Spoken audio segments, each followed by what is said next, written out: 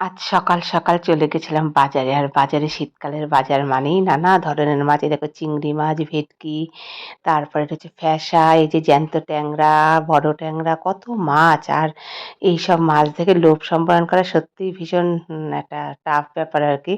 তো আমি দেখো তোপসেগুলো কত বড় বড় ছিল।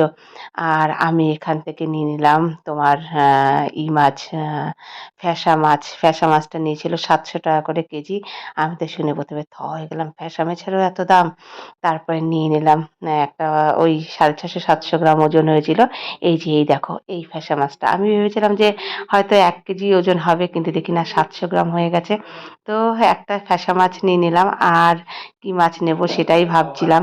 তো ভাবতে তারপরে নিয়ে নিলাম। এর মধ্যে এবার করছি যে কোনটা ভালো হবে।